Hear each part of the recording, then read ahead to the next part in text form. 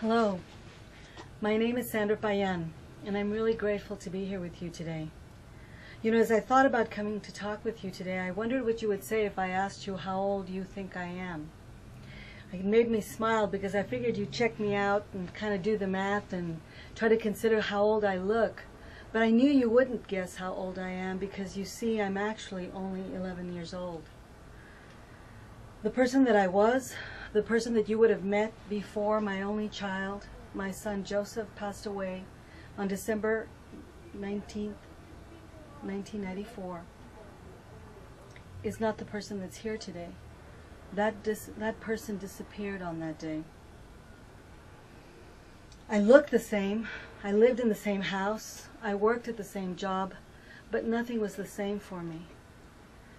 Everything that I was, everything that I knew myself to be, was gone. At least that's how I felt. You know, Joseph had become the most important life-changing experience for me. He continues to be a life-changing experience for me. And when those moments come, you don't know what they are until you look back on them. And I expected change because this was my first child. But Joseph came into this world as shockingly as he left. First of all, he was a month early. And then, after hours of labor, they told me he was breached, so I had to have an emergency C-section. And when I woke up, they told me that my son had Down syndrome. The baby laying down in a bassinet in the intensive care nursery down the hallway was not the child that I was expecting.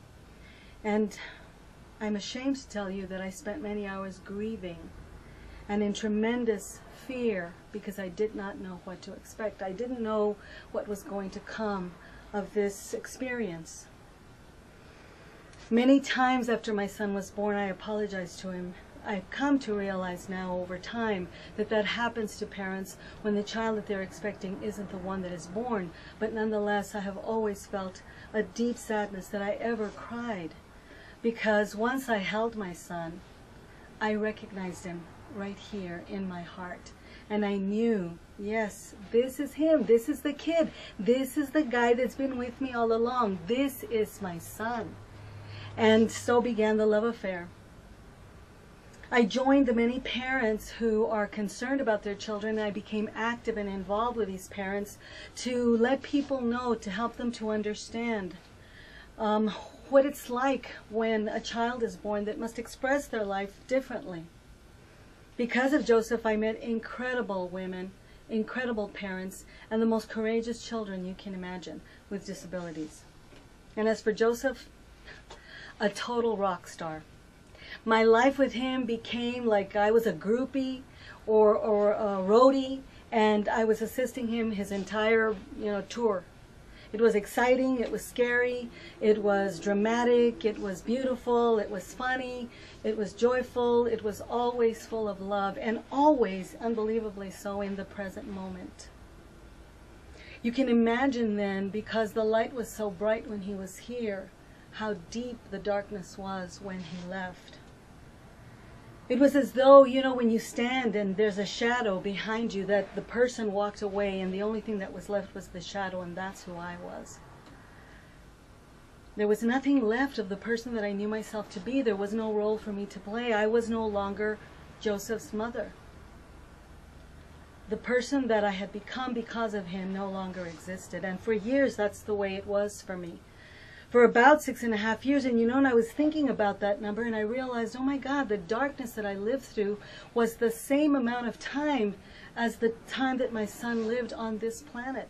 6.5 years of darkness, of being in limbo, of a place where I didn't know anything, I didn't really feel anything, and I felt like nothing was moving.